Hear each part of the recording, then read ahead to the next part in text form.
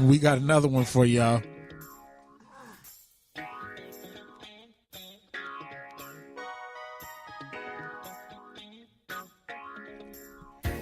Welcome to your I Never Worry podcast with DB and John, where we discuss emotional intelligence with everyday people dealing with everyday situations.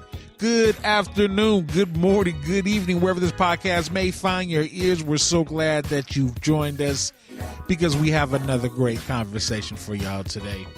Today, we have Miss Sam Wise, Tip Top Shape, and also Miss Tamekia Nicole. We got two strong sisters in the building, and we'll be discussing, amongst many things, addiction, the long-term effects of it, and the different types, controlling emotions, and just fighting through struggles. So kick back, relax. You're going to enjoy it. Ladies, are you in the house? This is Miss Tamekia Nicole. I'm on the I Never Worry podcast. Hi, this is Sam Wise, Tip Top Shape, and I am on the I Never Worry podcast. Right now. All right, welcome to the I Never Worry podcast, where we're talking about emotional intelligence with everyday people about everyday situations.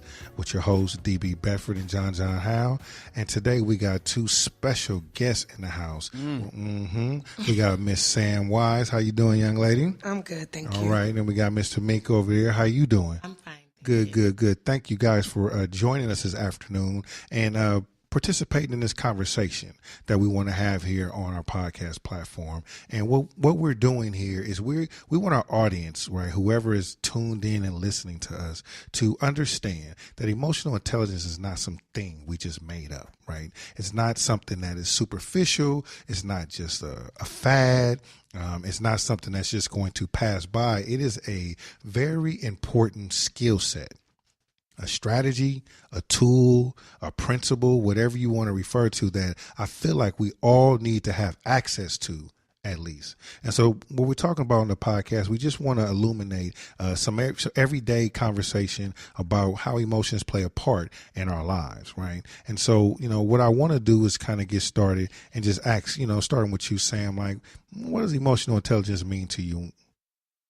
Emotional intelligence means to me is recognizing my emotions and how my emotions may carry on to someone else's, and kind of recognizing me and how I feel about a certain situation, how it plays a part in another person's life, and how I always have to be cognizant and responsible for my emotions, being a lead in the city, a lead in the community, and lead with my family, and how to take control over it, and how to babysit it, and how to manifest it, that it stays or remains positive. Yeah, most definitely. And why does it even matter? Why does emotional intelligence, why does it even matter? Why do we even care about it? Well, I care about my emotional intelligence because I think when you don't, you're not going to soar. I think you kind of hold on to baggage. And if I'm trying to get to a level where I want to affect people or create the change, I have to be emotionally intelligent. I can't go anywhere if I'm not. Yeah, most definitely. How about you, Mr. Maker? Like, what does emotional intelligence mean to you? To me, and in my personal life and in my personal experiences, I think if you're emotionally intelligent, it keeps you out of those pressure cooker situations. It keeps you aware of when you are actively listening, or if you're listening to give a response to other people. And I think that's always been an ongoing challenge for me, to kind of stifle my emotions, but not really suppress my emotions and be really true to myself. But when you are emotionally unintelligent, it can put you in some really harsh situations. It can threaten your livelihood. It can damage relationships. And it really kind of keeps you off balance. And when you're off balance, you cannot conquer or manage any parts of your life. And that's dope. For our audience, right? And just give us some game on that, because I like that terminology, the pressure cooker. Yeah, when you said that, tell me about that. Like, can you get a little bit closer to your mic? A little bit closer. I have like a really loud voice. You're saying some good stuff, and I want to make sure we get every piece of it. Thank you. As far as pressure cooker, I feel like, so for those that don't know or those that don't follow me, I work in a locked psychiatric facility, and I feel like I'm walking into a pressure cooker every day at work. Now, if I am not aware of that, not only do clients pick up on it, if there's a situation where we have to put hands on, in all reality, I'm really emotionally unavailable to support not only my coworkers, but I am unable to negotiate and speak intelligently and emotionally balanced to the clients that we're trying to deter from a further situation. So I'm always aware of what type of emotion am I giving off? What type of body language am I exhibiting? Is my body language matching what I'm saying? Are all of my emotions in balance now? Are they all intact? Because every day when I go to work, that's the type of balance I need. And if I see 100 clients consistently dysregulated in their emotions, that also affects me. So I have to learn how to decompress and really, really adhere to what emotional intelligence means to me and how does it play a part in my everyday life, which it does. And you said you were shy earlier? Right. I am a little tiny bit shy. I think I've gotten shyer since my book first released. So it's because it's kind of like people know a lot about you and you don't really know them, or you don't know them at all. So I was once more extroverted than I am now. Talk about your book. Yeah, because that's where we're going next. We want you guys to, and we'll start with you and then we'll go to Sam. Highlight your brand, and tell us about your book. So in 2014, I released my first book. It's called Love Made Me Do It, and it chronicles 10 years of my life where I was homeless, I was on drugs, I took 12 trips to various county jails, never seen my own county, Santa Clara County, thank God. Ultimately, I ended up in Nevada State Prison, and at the same time, I was battling a 10-year crack addiction. I celebrate actually 9 years clean on the 19th. Congratulations. Hey, that's what I'm talking about. I mean, it's really hard. It's like a gorilla on your back every day. And I thank God that I was able to come out on the other side of it. And I think when I first started writing the book, I was very nervous, very scared to put it all out there. But I knew that if I didn't, somebody somewhere was going to come back with information that I didn't share. So I had to write about the prostitution. I had to write about $900 worth of crack every day. I had to really come clean in order to fully process the situation so nobody can come back with it. Or suppressed memories don't have the opportunity to hurt me at a capacity they did before I was able to process my addiction. And then 2016, I wrote a kind of shorter, what I want to be a volume of books of the backstory, the love letters, really how I stayed afloat and how the balance of love was still kind of in the backdrop, even though we were separated.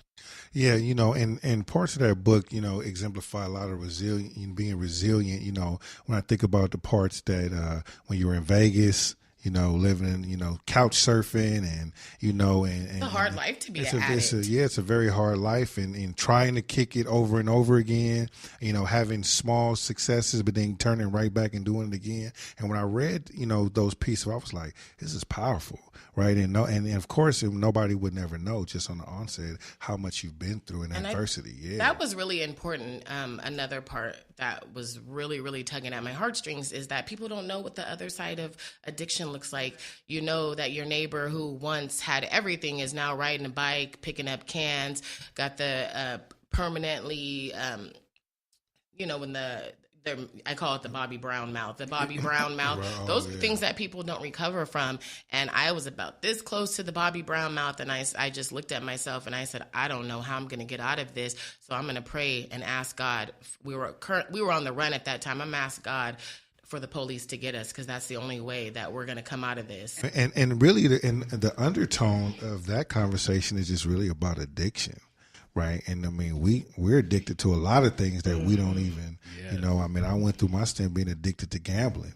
I even blamed my cousin at one point, though, because he turned me on to poker. Right. So, you try I told you to watch the poker tournament. I didn't tell you to go play poker. And I lost my mind. Right. I went to go play poker, and I got that early win. I'm like, oh, I could do this. And then I fell into the rabbit hole, right? Chasing it, you know what I mean? And spent a lot of money, damaged relationships along that path. And it took me years to bounce back and get control of that addiction that, like we talk about the chase. Like I was always on the come up. right? I'm always on the get back, right? I lose 500, I'm gonna get that back, and now I'm down 1,500, and now I'm now 3,500, and now I'm moving money around. Right. Yeah, so I mean, the addiction, no matter what it is, I mean, people talk about it. I mean, we're addicted to sex, we're addicted to alcohol, we're addicted. I mean, and there's a lot of emotions that come behind that, you know. And we'll dig a little bit deeper in that a little later. But Sam, tell us about your brand and your profession. Well, I have a corporate job where I work for one of the leading utilities in California, and I also run a fitness boot camp and just recently started a gear, workout gear. And my goal with the workout gear was, if you are thick or what we call on the heavier side, a lot of times what they have in the stores don't naturally fit us. And so my thing, when I do a jump squat, or I don't want my backside to jump out the back because I'm thicker, so they weren't bringing the pants up high enough. So I designed like a brand where it's high on the waist, so that when you do a jump, you're not jumping out the back. Or for the bigger girls, you can still be sexy and cute and ready for the workout. So it'll hold your top area, because they don't make sports bras in a 4X, 5X, 6X. And so I'm working with a manufacturer that can make that type of a brand. So I'm starting off very, very small. With the boot camp, I kind of relate to every background of life. I think a lot of people come to the boot camp because they're hurt. They're emotionalists. They don't have anybody to have their backs. And so I think God put me in a place and have this platform that I can be aware when my sis or what my bro come in and they're broken, and kind of be emotionally in tune to them. And so everything that I have going on at home, I can't bring it into the boot camp. I can't be an assistant if everything that I have on my back I'm bringing in, because then I'm not helping. I'm actually hurting. And in listening to sis' story, I haven't been on the side that you have, but I've been on the other side with my parents, battling drugs and me praying. So I was emotionally in tune to what I didn't want and what I thought my parents were missing, or how I wanted to go save people that were in a situation, couch surfing and so on and so forth. And I didn't understand that it was a fight that they couldn't get out of. And like you guys just explained, it's like you're chasing it. You're chasing it. I was like, well, why aren't you chasing your children? You know what I'm saying? I didn't understand that.